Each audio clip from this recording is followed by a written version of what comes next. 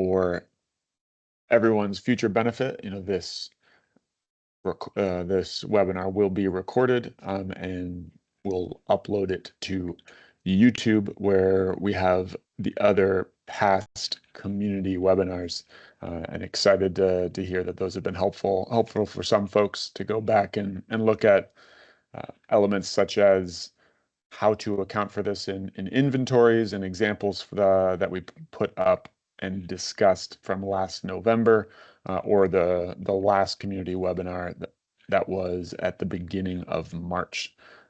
So happy that those are serving as helpful resources for you down the line. We'll have some Q&A after the say the second piece of this webinar, and then also save some time for the end for open discussion and general Q&A as well. But thank you so much for being here, and looking forward to a good discussion today. We're going to have a brief introduction, go through a few happenings and updates and events in the book and claim space. It has been a busy number of weeks. Then we're going to go into principles and best practices and celebrate some of the recent signatories of that document, as well as discuss that we had opened this document here in the spring for additional sign-ons, and discuss what that means. Go through a case study with much gratitude to our guest Louise from NORDEN, who's going to take us through a book and claim case study. Discuss SBTi CNZS, the Corporate Net-Zero Standard. Love the energy around this new draft, as well as the opportunity to give feedback, and we'll go through some of it live. So first, just a short introduction. If this is your first book and claim community meeting, why are we here? What's the deal with this group, and what are we trying to accomplish? Overall, the fight against climate change and the decarbonization journey has many different facets. We salute all of them, but we wanted to have one specific place for freight transportation, for heavy transport, where we could address book and claim, market-based measured themes around heavy transport GHG emissions accounting. The unique nature of the freight and transport system is interconnected, huge long supply chains, transparency issues, data issues, and many different actors involved in transport chain elements. Bringing everyone together into one multimodal space to try and increase demand for decarbonization levers and solutions and services is something that's incredibly important, so that we're all working along many of the same principles, many of the same best practices. See how I did that? Principles and best practices, and ultimately help each other as we have walkers kind of getting going in this space, whether with transportation decarbonization, or runners who are already booking and claiming and including it in their inventory in a high integrity manner. Some of the principles that we try and adhere to is to serve as a central hub. There are many different efforts going on in this space, and we really want to try and bring those efforts together. We aren't trying to replace those efforts, and we are really trying to be careful of duplication. We really want to try and incorporate the various expertise and activities that others are already doing in this space, as it's super important to lift up those many other examples of what's going on, and advance all together. We want to communicate and advocate, thus we are here, thus we have a newsletter, and we have our lovely website, bookandclaimcommunity.org, trying to increase the education and kind of capacity building tool set for you and your colleagues. We want to drive acceptance. We want to guide climate alignment, and we really want all of these tools and practices to work, whether you're talking about aviation, rail, road, maritime, and bring all of these practices together into one set. Who's involved here? I am Quentin Barnes, again from Smart Freight Center. Many thanks to my colleagues from SFC, of course, but most importantly, colleagues from RMI couldn't do this work here together in the Secretariat without them. You'll meet a few of them in a moment. We'd also like to thank our governing board. Without them, this community wouldn't be possible. One of the founding some of the founding ethos of the book and claim community is that there should be a space for everybody to be able to come together without any barriers, any membership requirements or kind of not closed doors, but more focused industry groups, but a place where everyone can come together and learn so that we can all book and claim well in the heavy transport space. And so it's thanks to their support that this space is even possible. So thank you, Governing Board. Also, many thanks to our strategic partners, GMA, ISCC, and RSB. They provide very important context and support for this book and claim community as well. And of course, thank you. We have over 1,000 people who have connected in with this work, and specifically those who have volunteered their time on some of our expert groups, convenings, examples, and just thank you for being here. It's your interest that helps drive this forward. So I wanted to run through pretty quickly here, but you'll be able to hop back into the recording. Some of the recent updates and developments in this space.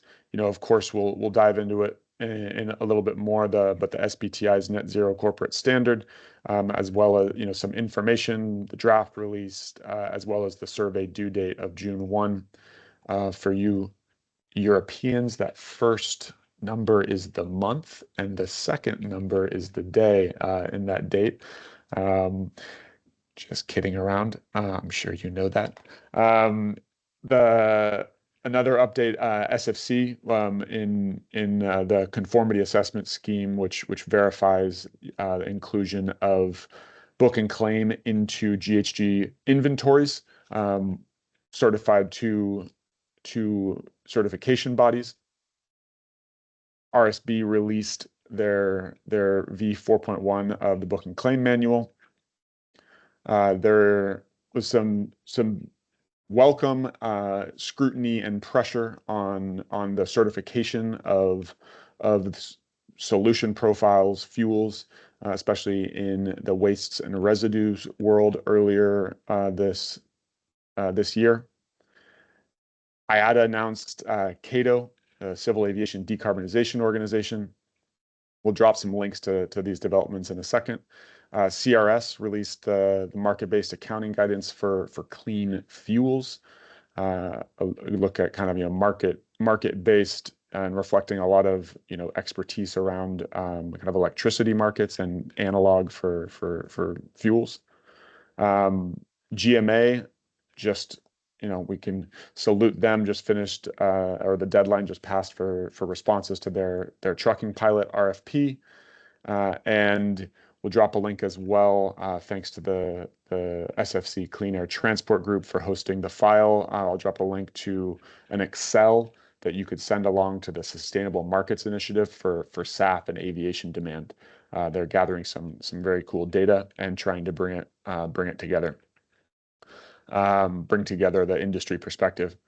As far as conferences and happenings going on, some people are currently walking around a trade room in Anaheim. We salute their work down at the ACT Expo. SAF Congress coming up in Amsterdam. RSB is hosting an innovations meeting in Seattle. We've got the ITF coming together in Leipzig. There is a maritime carbon insetting transport summit in Amsterdam. Multiple climate weeks going on, which is great. San Francisco and LA just happened. I think there's Panama City and London coming up. And just two short webinar mentions just moments ago, earlier today, this morning, afternoon, whatever respective for you. There was an ATAG webinar on aviation that would encourage you to go check out. There will be a recording there as well. A lot of good information. There's also a 123 Carbon / Agendi / Clean Fuels Alliance webinar at the end of May. If you want to tune in order to get the perspective of kind of a registry and some of the other associated organizations that are helping bring decarbonization options to you. So yeah, a lot going on there. Again, I'll drop the whole host of links here in just a second when I pass the microphone on to another colleague. Shifting gears into the principles and best practices. This document is ultimately your document. You know, this was one of the efforts that RMI and SFC made in our first year was to try and ensure that the book and claim community kind of had its own energy and own space, and you know that we didn't bring, for example, too much of our own respective RMI and SFC works, but really allowed you, the community, to come up with what you agreed on are, you know, some of the grounding pillars of book and claim in heavy transport. This shows unity, but it's not only about showing that unity and alignment to the world. It's also about getting rolling up our sleeves and getting down to details in terms of how good book and claim can look for anyone in any mode. And so we opened up this document to signatories, and really excited to say that we're, you know, cresting 70 supporting individuals and you know 35 supporting organizations already. In addition to, you know, a huge thanks to the many contributing individuals and organizations who helped bring this document together.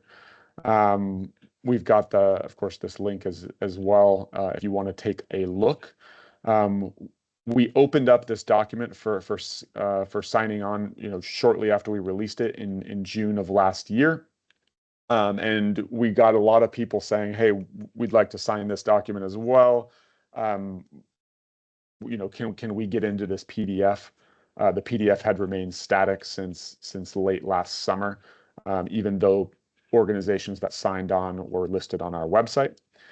So we opened it up again, and we're going to update the PDF itself with all of the new signatories. I think we just had about 10 or 15 in the last number of weeks, which is amazing and great, and shows that alignment. So what does signing on mean for you as an organization? It really just means that there's broad support of these principles and best practices. You know, that you support the idea of, you know, certifying the solution profile before booking and claiming, that you are supporting, you know, solid registry practices. And I would encourage you to go into each one of them and take a look. You know, really they are things that we think everyone can support in this space. And we also want to note that even this was consensus amongst all of the contributors, that these are the principles and best practices as of course, June 2024. And at the same time, each contributor doesn't necessarily have to, or have to is the wrong word, but it is an aspirational document, and every single contributor, and thus every single supporter, may not actually be doing every single one of the principles and best practices. It's been a great conversation to see how people, signatories and non-signatories, are using this document to kind of chart their path, again, of what good book and claim system development as well as good book and claim application looks like, and what that roadmap can be like for all of us, signatories, contributors, to be doing just a little bit better every day in this book and claim space. So with that, I'll pass it to a colleague to take us through a little bit more of the document, and really appreciate you being here, and thank you to my colleagues and guests for for the support and adding that extra texture. Take it away, Claire. Thanks, Quentin. Thanks for the intro too on all of this and providing some context here. For those that have been around with us for a little bit, I know you're familiar with the principles, perhaps you've even signed on yourselves. But for those that are newer to us today, I want to take you quickly through what do we mean by a principle and what do they look like? What does our principle set look like? Particularly with the lens going towards, we have a guest with us today, Louise, I'll introduce in a minute, from NORDEN, who's going to run us through a case study of booking and claiming and how the principles and best practices played into their process, and can provide some context and framing for how these come to play in the real world and actual procurement of EACs and booking claim certificates. So Quentin, we can run through them, fairly quickly here, but they include requiring certification of environmental attributes, using credible normative documents, using credible registries to track, preventing erroneous double counting, ensuring additionality, enabling multiple distinct claims for the same voluntary interventions and different scopes, implementing robust governance of the system as a whole, ensuring data accuracy through traceability, making system requirements and functionalities transparent, accurately procuring and transparently reporting certificates, and collaborating through means like this to mitigate risks. That'll give you an overview of the types of structures we're providing through the PNPP document.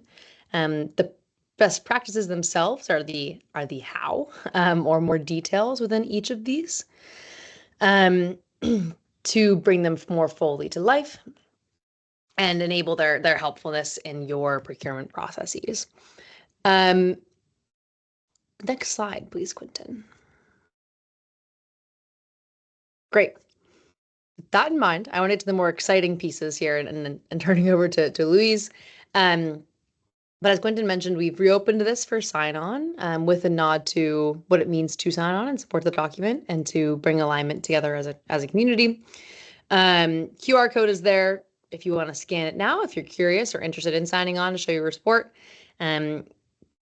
Alignment is really critical in the booking claim world today, with updates coming from various certification for various like SBTi and GHGp, different bodies here helping to increase the credibility and acceptance of book and claim across the transport and other sectors. So the more aligned we can be, the stronger a signal we can send.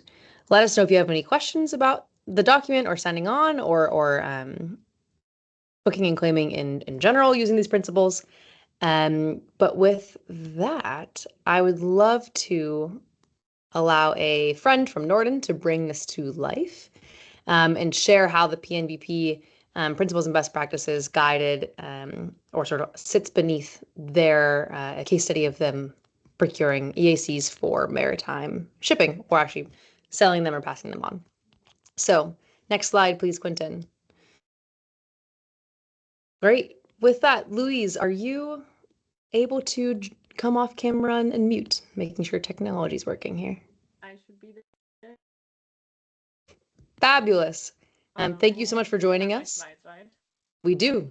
Can you see them all right? Yes, I can. Quick thing before you jump in, Louise, one more housekeeping measure. There is a Q&A function at the top of your Teams screen. We will pause after Louise's presentation for a sort of mid-webinar Q&A session while this information is still fresh. So please feel free to drop your questions in the Q&A box. I can ask them to the group, or when Q&A comes around, we are happy to unmute you and allow you to ask the question live as well. So with that, Louise, I'll turn it over to you. So much, Claire, and thank you to and the rest of the team for inviting me to join and share a bit about our experience and how we work. So yeah, I'm Louise, Decarbonization Manager at NORDEN, so I sit in the decarbonization team. I'm also part of the Book and Claim Governing Board, and I'm also active in the Catalyst Registry as part of the expert committee. Maybe going to the next slide, I'll give just a very brief introduction to who NORDEN is, because I don't expect everyone to know who we are. We're over 150 years old Danish company. Well, our headquarters in Copenhagen, but we're present around the world with 19 offices around the globe. We operate about 500 vessels throughout. And going to the next slides, we are present into the dry cargo and product tanker market. So that's basically any commodity that is not transported pretty much on a container ship. That's something that we carry, whether it's a dry cargo like let's say grain, minerals, aluminium, this kind of cargo, whether it's more of a wet cargo like fuel, SAF also. Or whether it can be also some more funky cargo like wind turbine blades, for example, that also need to be carried around the world, and that's also something that we provide. So that's the very high level of who we are, and then going straight into why we book and claim on the next slide, which Claire asked me to maybe start also a bit of an introduction of why did we ever start looking into book and claim, and why does that make sense for us as a company, considering also that we sit at the issuer side of the book and claim spectrum, if we can say. We're the ones that are then burning this low emission fuel to generate environmental attributes certificates. And so obviously we have our, as many companies, we have a net zero target by 2050. And we've been working with consuming low emission fuel, in particular biofuels for now, for quite a number of years now in our operations. It's been actually since 2018 that we're working with biofuels. And we started looking at book and claim actually 2 years ago because it became evident that we needed some sort of system to enable further scaling our own use of low carbon fuel in our operation. And obviously there's some reasons for that that I think is also pretty common throughout the other industries as well, like aviation and road and rail, even though I know less about these two. But obviously, because we're still in the emergence phase of these low carbon fuels, well, we still see that it's a bit limited in terms of where we can access them around the world. So there's really just a select few ports around the world where we manage to get the fuel that's the low carbon fuel that we're looking for, with all the necessary, obviously, certifications that we want to have in place. And so by default, this limited geographical availability means that we're just not able to offer to all of our customers on all of the different trade lanes low emission transportation, just because we can't source those fuels everywhere. One also of the big advantage that book and claim provides is that we can make sure that within then this period, we can also use those low emission fuel in the smartest way possible, which then also means that you can optimize the emissions reductions that's achieved through the use of those fuel, but also optimize a bit cost-wise at what cost they come, right? That way you can avoid deviation, because deviation obviously would negate some emission reduction. It wouldn't make a lot of sense. You can make sure you can optimize your fuel procurement practices and so on. So these are some of the reasons and the challenges that kind of led us to look into book and claim, where we saw that it was actually a really good fit to overcome those challenges. It also actually comes with some good opportunities, we think.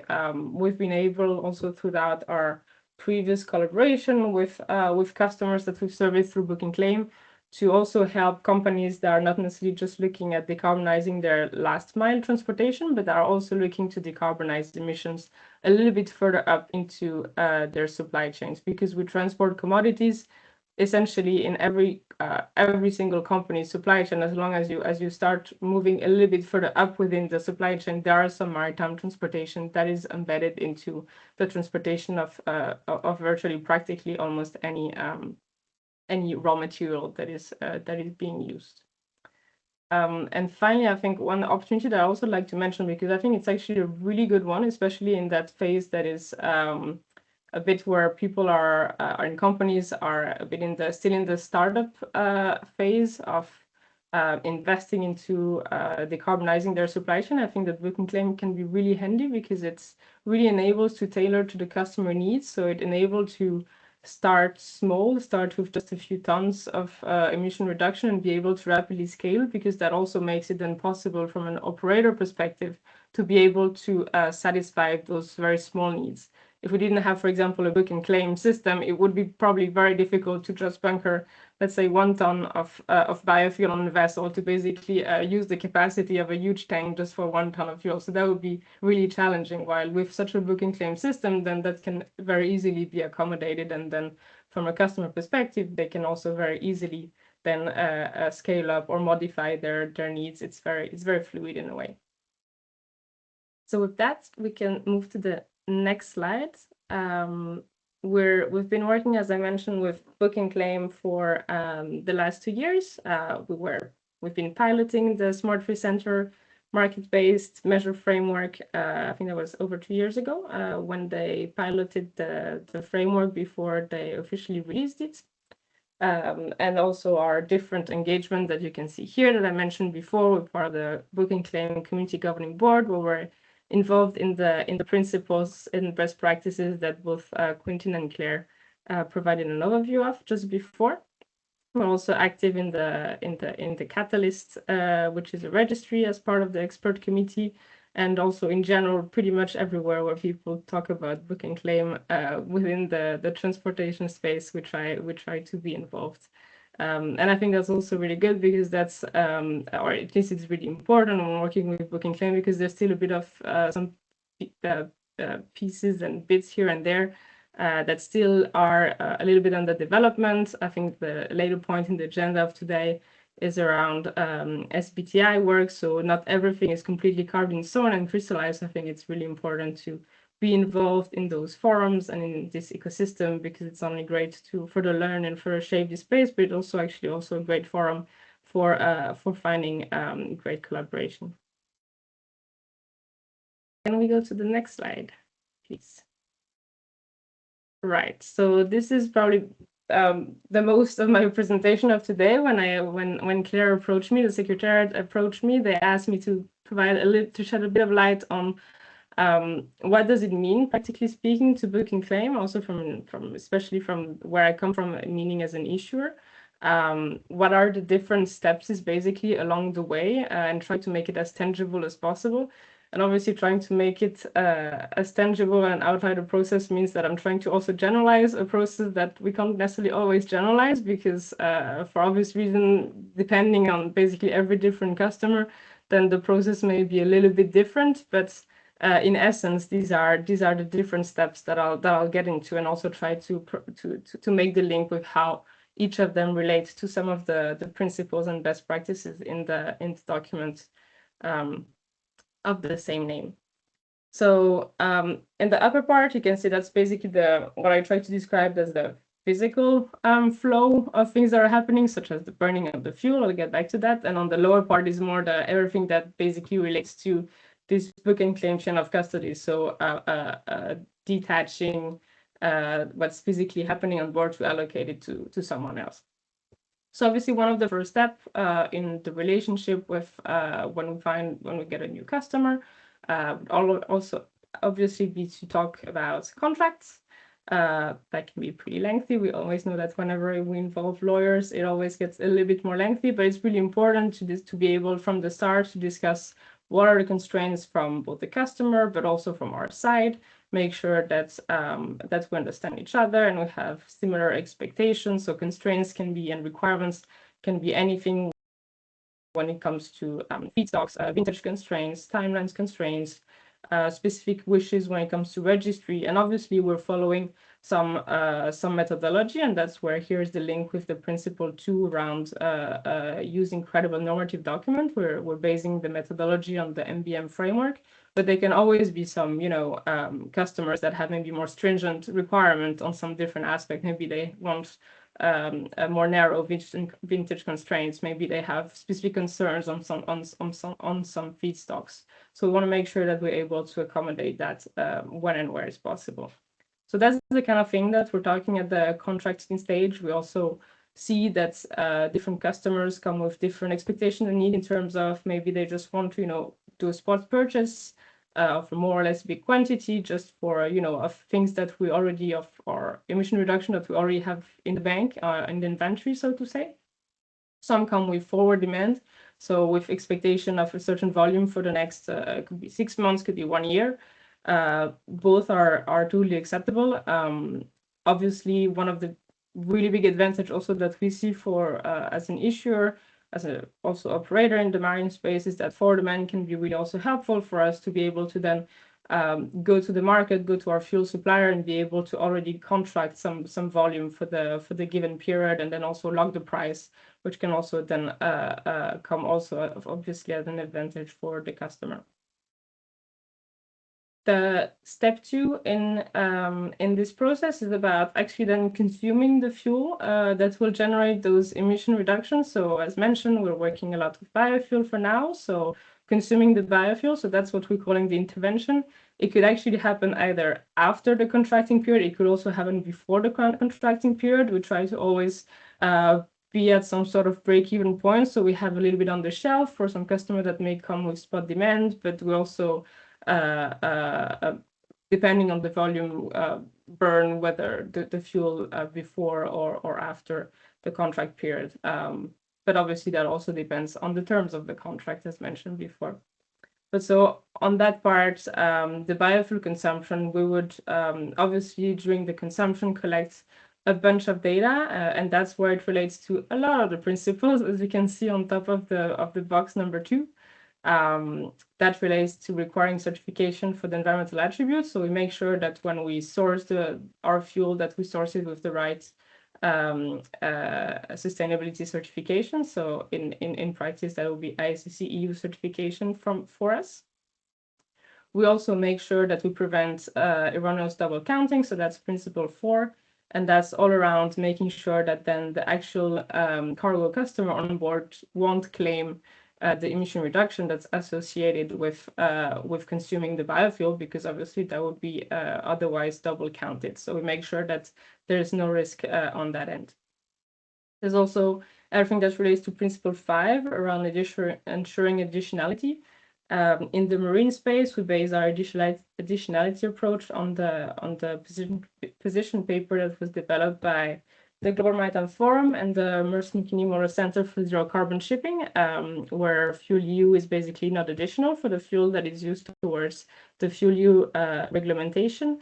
And in order to be able to demonstrate that the fuel is additional, you really need then to be able to show in which geographical zone basically the fuel was being used. And so that's also where obviously being able to follow the fuel, having access to daily data from the vessel allows us to then prove additionality, and that's the fuel wasn't burned within the EU scope, for example. And then the last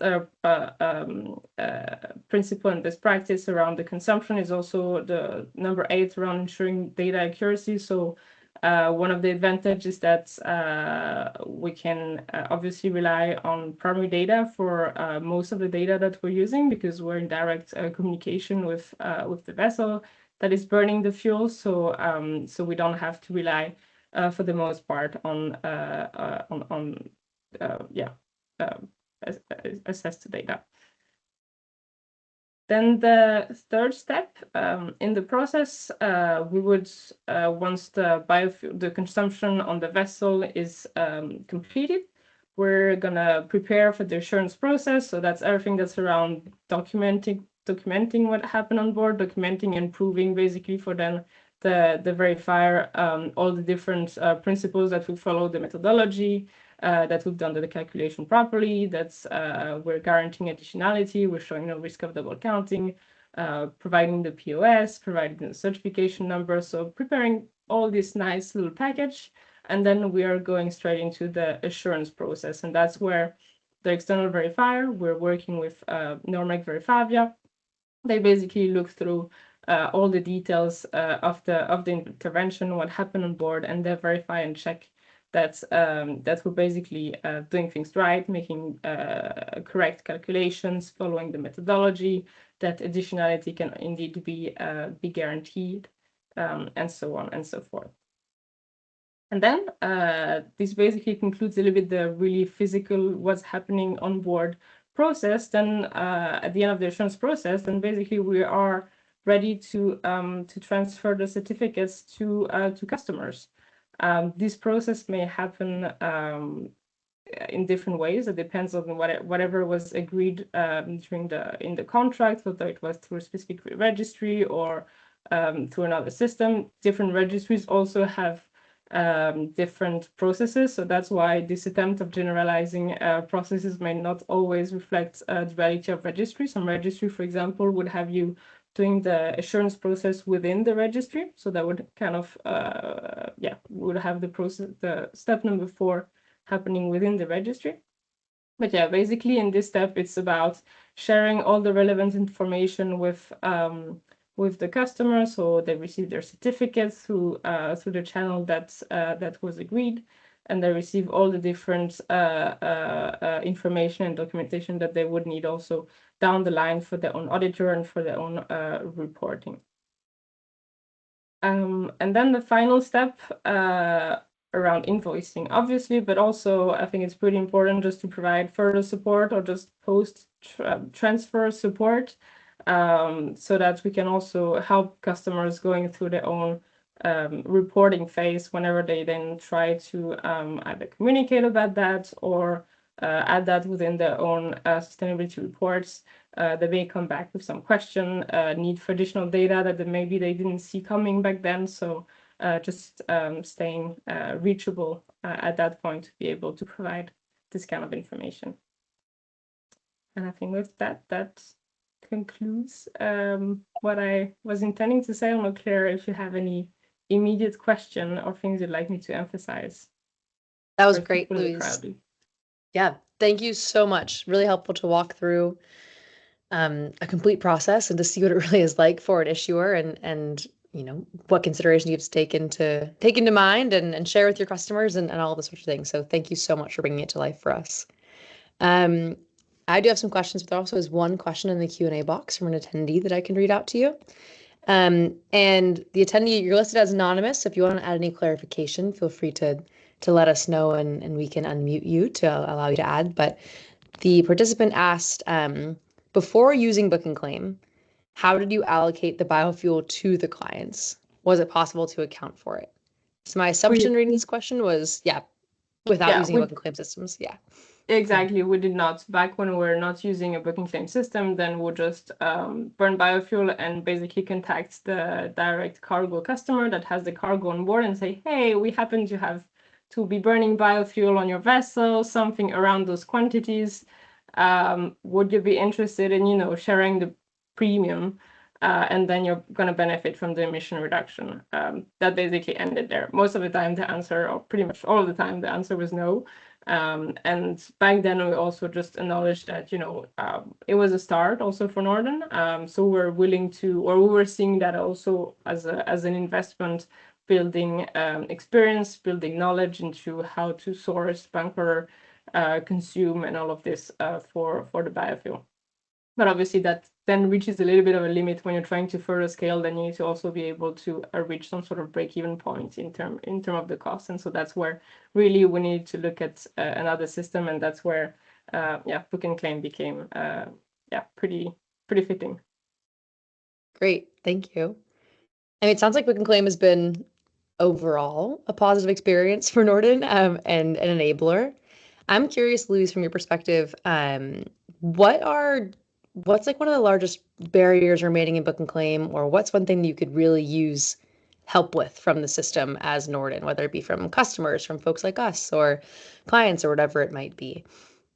Yeah, I think some of the big challenges that I see, I mean, there's probably a lot of different hurdles that we can name, but I think a really big one to be able to bring it almost to a more general crowd and more than just the Book and Claim nerds or Book and Claim experts, whatever we want to call them, is more the education bit, and not just about really the education itself about what is Book and Claim, but just it's a bit of a complex topic, right? So normally when you're buying something, then it's pretty straightforward. You know what you buy, and then you don't need to read endless numbers of documents and methodologies, and then figure out which registry is your preferred one, and then what are maybe principles and best practice. And it kind of creates a little bit of anxiety. You have to basically make a choice on something that you maybe aren't super knowledgeable about, or just don't have really an opinion about.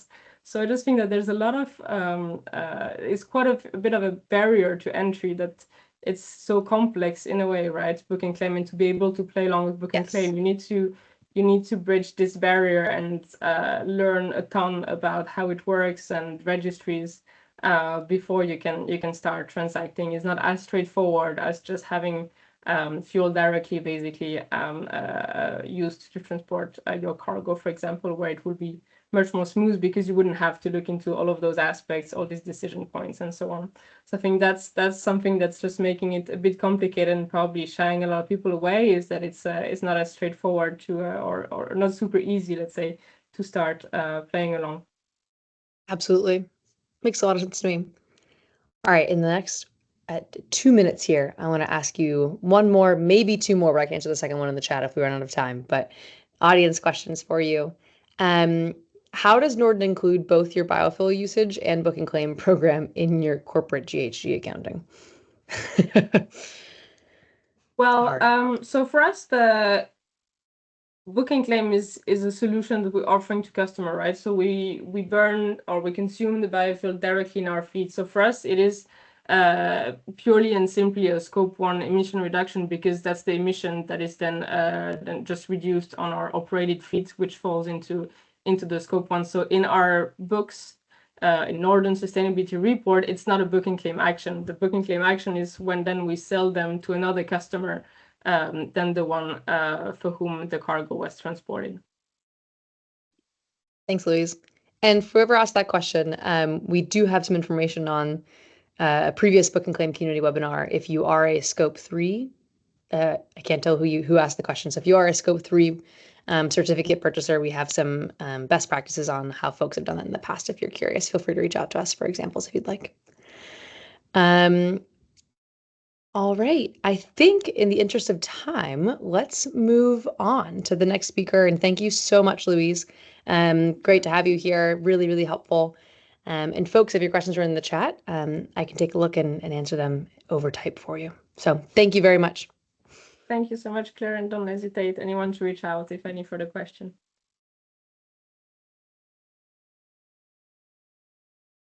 All right, with that, I'll pass over to my colleague, Esther. Thank you, Claire, and thank you for the case study. It's always good to hear those tangible practices from the field.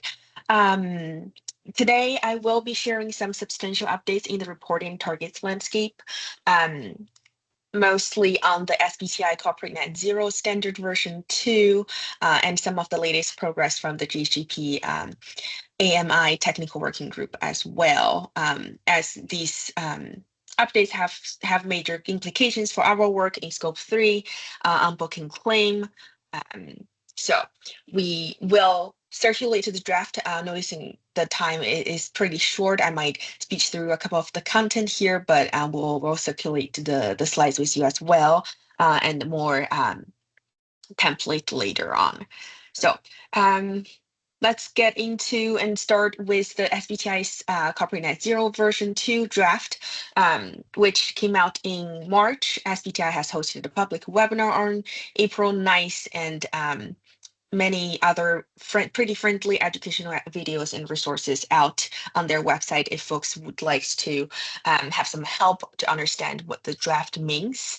If we can go to the next slide, please. The very key development to our heart in this draft is the formal introduction of the concept of indirect mitigation. And this is especially relevant to our community, as book and claim marketing mechanisms is considered as an indirect mitigation form. And as they defined this concept, it is actions that contribute to the net zero aligned transformation within a company's value chain, but lack the direct traceability to emissions and activity sources. And they are distinguishing this concept from the beyond value chain mitigation, which focus more on outside of the value chain mitigations. And I think very importantly to highlight that SBTi also recognize book and claim commodity certificates and give a special call out to the SAF procurement SAF certificates as an example of those indirect mitigation efforts. They also recognize that this indirect mitigation efforts can be comparable to direct mitigations, putting kind of a time-limited measure as an interim measure where direct actions is not yet feasible. So if we can go on to the next slide, The draft also introduces some initial requirements for the use of the indirect mitigation that includes justifications of why these indirect approaches are used instead of direct ones, allowing it as an interim solution. Companies are needed to report it separately from the direct mitigation efforts and to ensure that they are delivering measurable outcomes compared to direct efforts. In addition, they also listed a couple actions for companies to demonstrate their actions in specific areas like transportation.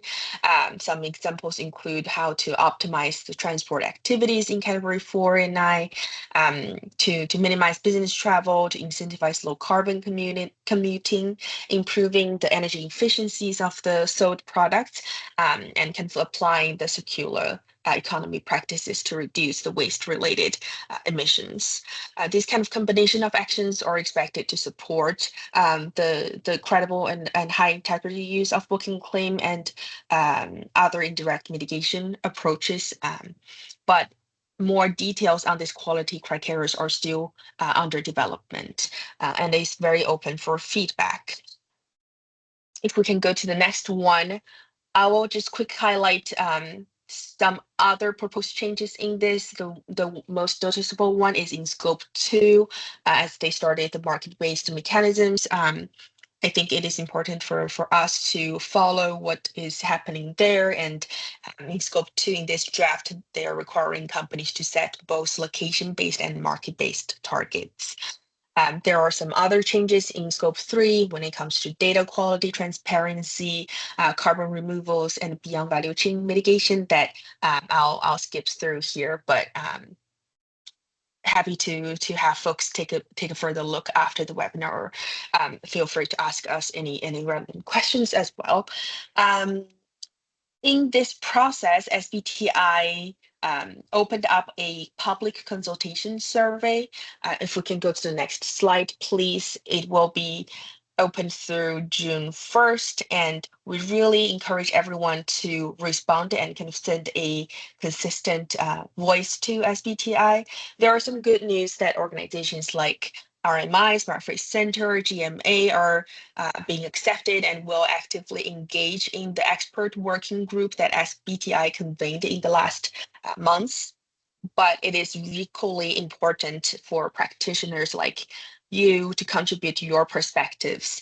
So we think this is a very valuable opportunity. You will have deadline till June 1st to send and submit your feedback through the survey that SBTi posted. We want to highlight today a few key areas where we think that your input is especially critical, or how we think that there are still some open questions to be answered. Listed here, the biggest question is when it comes to, should they allow companies to use indirect mitigations? There are thoughts on what would be the procurement requirement, what would be the eligibility criteria, what would be considered as interim, or why would it only be considered as interim, or should it be a more long-term strategy?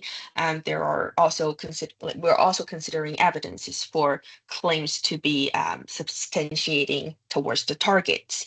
So that is one big question. Another one is when it comes to how to make sure that those certificates are credible and traceable. There are questions in the survey that are touching on traceability requirements. What would be the eligibility criteria for these approaches? So those would all be good questions to express the thoughts, especially when it comes to quality criteria. There's also questions regarding to assurance and emission accounting, which touches on the third-party assurance, touches on the data quality and data assurance.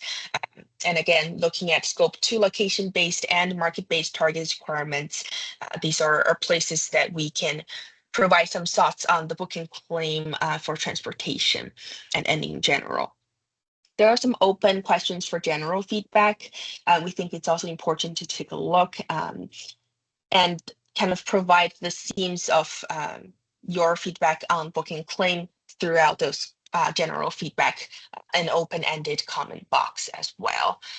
To make things easier for everyone, the Secretariat team will circulate a response template in early May, thinking that the survey is quite broad and have over hundreds of questions. Our template will focus on this subset of questions that I just mentioned and listed here, most relevant to our work. So wanting to help us increase the amount of quality and quantity of the responses that SBTi will get on indirect mitigations and booking claim.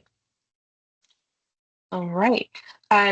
This is on SBTi front. On the GHGp front, they have convened the latest actions and market instrument technical working group.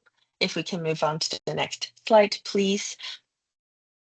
The group is very actively reviewing the market-based instruments and how to design a continuous reporting framework based on the existing GHGp frameworks. I want to highlight that they do have very transparent and open resources on their website to show all those meeting slides, minutes, and kind of discussions, directions of travel. From what we can see in the public available resources on the latest March meeting, they have reviewed 9 different proposals covering all the important topics and definitions to clarify what does it mean for market mechanisms to be accounted for. Some concepts include the physical versus contractual inventories, how you should be defining the reporting boundaries and deliver the impact statement, and the concept of beyond inventory actions and how should that be accounted and reported for. Some key questions being discussed that really stood out is whether a cross-sectoral physical traceability requirement should be implemented. It seems like the majority of the technical working group supported this, and with a request for more clarity and information for further review. And another question that is really important is whether to focus the guidance on the existing mechanisms versus building towards more standardization. There was a preference for a hybrid approach as the market evolves, and there's a strong preference for providing some minimum standards, thinking the documents that we provide as principles and best practices, but also allowing some flexibilities as the market evolves. So kind of a broad agreement on the need for these kind of clear boundaries and accessible languages to come out, and we're expecting an outcome from this GHGp technical working group towards the end of this year, with final publications expected in 2028 with more technical details. So with that, I don't know if anyone would like to jump in and share more on this. I think just a quick summary or sense from me, both SBTi and GHGp are making really significant moves to recognize that they need more flexibility when it comes to innovative methodologies and in involving market mechanisms. So it's really important in this year and the year following that we keep close engaged with them, responding to all the public consultations with a consistent message and a voice to influence their updating work. So I will pause here. That's a lot of content, but happy to answer any questions to these updates or in general. Yeah. And maybe I can also add 3 notes to that, and all of them are quite positive, actually. And I mean, as Esther has been saying, I mean, first of all, I think it's really great that also SBTi and the Net Zero Standard acknowledges the role of direct and indirect mitigation, and especially the indirect mitigation. Well, that's earmarked as time limited only, but I think that's basically a great step forward in acknowledging the necessity.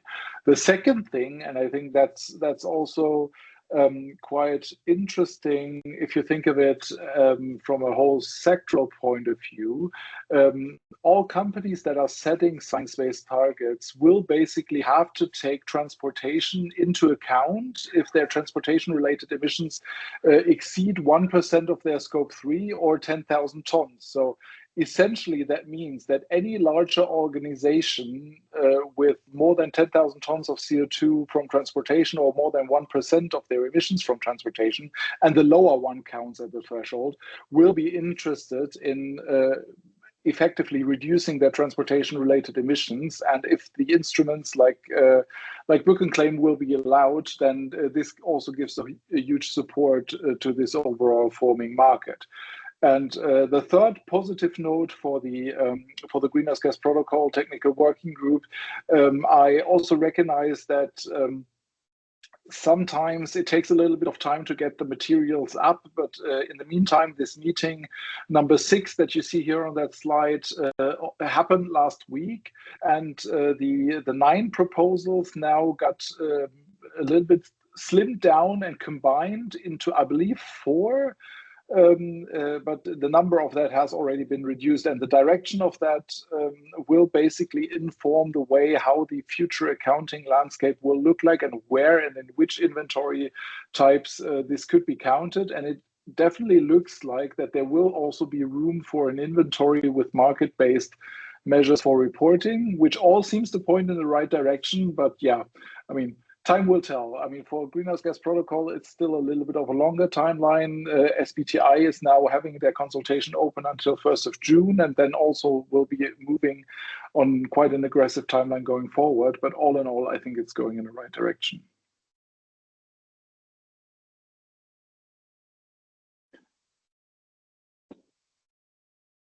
I think we have quite some questions in the chat, right? Or in the Q&A. We do. And in the interest of time, we've been responding to them over chat. So thank you all so much for putting them in there. If we don't get to your question in the chat, or you still have remaining ones, please feel free to reach out to us at secretariat@bookandclaimcommunity.org. And we're happy to have a follow-up conversation. So thank you all so much for putting them in there.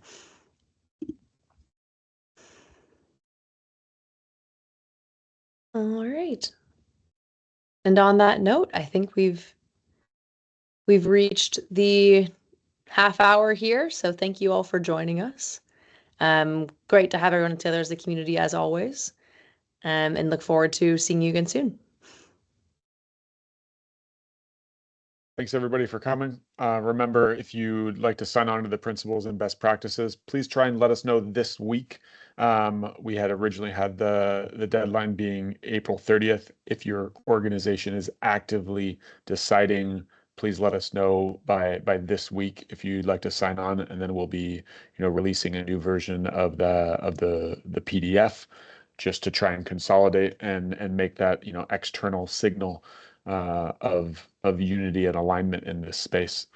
Appreciate everyone being here.